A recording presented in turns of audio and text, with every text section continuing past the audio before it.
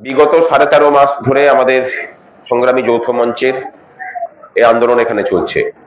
সংগ্রামী যৌথ মঞ্চ রাজ্য সরকারের বিভিন্ন দপ্তরে যারা চাকরি করেন, স্থায়ী এবং অস্থায়ী কর্মচারী,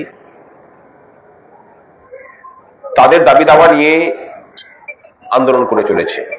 সেই দাবির মধ্যে কি আছে? আমাদের রাজ্যের শিক্ষিত ছেলেমেয়েরা লক্ষের অধিক শূন্য পদ পড়ে আছে, সেখানে নিজেদের যোগ্যতার প্রমাণ দিয়ে যেন স্বচ্ছভাবে স্থায়ী নিয়োগ পেতে পারেন।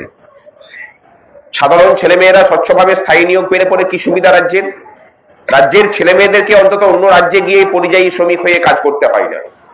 বাড়িতে বৃদ্ধ বাবা মা পড়ে থাকেন, ভাই বোন স্ত্রী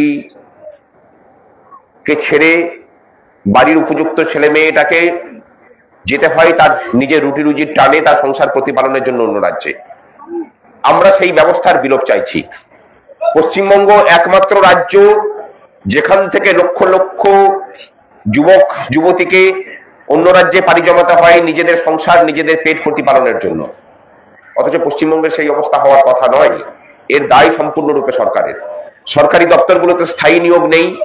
অস্থায়ী কর্মচারীদের যাদেরকে নিয়োগ করা হচ্ছে তাদেরকে নামমাত্র পয়সাতে নিয়োগ করা, 5,000 টাকা 10,000 টাকায় নিয়োগ দিয়ে বর্তমানে কোন শ্রমের সঠিক মূল্য দেওয়া যায় বলে আমরা মনে করি না। এবং এই কারণে আমাদের দ্বিতীয় দাবি যে রাজ্যের চুক্তিভিত্তিক কর্মচারীদের যাদের মধ্যে যোগ্যতা আছে তাদের স্থায়ীকরণ করা, আর পৃথক ওয়েজ বোর্ড তৈরি করে নিয়মিতভাবে মূল্যবৃদ্ধির সাথে সাযুজ্য রেখে তাদের বেতন বৃদ্ধির ব্যবস্থা করা। আর আমরা কি চাইছি? স্থায়ী কর্মচারীদের এআইসিপিআই মেনে নিয়মিতভাবে ডিএ দেওয়ার ব্যবস্থা। স্থায়ী কর্মচারীদের ডিএ পেলে কি হয় না, তার সাথে সাথে সমাজের সমস্ত ক্ষেত্রের মানুষের ন্যূনতম মজুরি বাড়তে থাকে। ন্যূনতম মজুরি বাড়লে তার সুবিধা কিন্তু প্রত্যেকটা মানুষ পান। যিনি মাঠে ঘাটে কাজ করছেন, যিনি আলুর জমিতে কাজ করছেন, যিনি ধান জমিতে কাজ করছেন, যিনি লোকের বাড়িতে কাজ করছেন, তারা প্রত্যেকেই সেই ন্যূনতম মজুরির সুযোগ পান, যেটা অন্য রাজ্যে গেলে আপনারা দেখতে পাবেন। এই রাজ্যের একজন ধান পোতা শ্রমিক যে বেতন পান, উড়িষ্যা তামিলনাড়ুতে গেলে পরে তার থেকে 3 গুণ বেশি বেতন পান। তার কারণটাই হলো যে সেখানে সরকারি কর্মচারীরা ডিএটা ঠিকঠাক ভাবে পায়, আমাদের এখানে পায় না বলে ন্যূনতম মজুরিটাও এখানে কম। আর ন্যূনতম মজুরি কম বলে সমাজের সমস্ত ক্ষেত্রে তার প্রভাব পড়ে। বর্তমানে ভারতবর্ষ শুধুমাত্র সরকারি পশ্চিমবঙ্গ শুধুমাত্র ভারতবর্ষের মধ্যে সরকারি কর্মচারীদের যে বেতন কম দেয় তা নয়, অস্থায়ী চুক্তিভিত্তিক কর্মচারী, সাধারণ মাঠে ঘাটে কাজ করা শ্রমিক প্রত্যেকের বেতন কম। এই দাবিতে আমরা লড়াই চালিয়ে যাচ্ছি।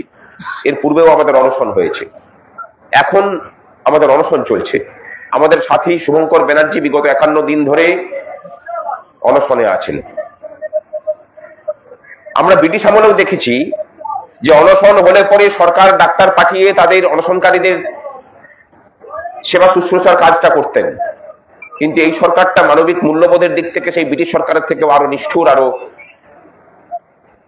অমানবিক, আরো হৃদয়হীন।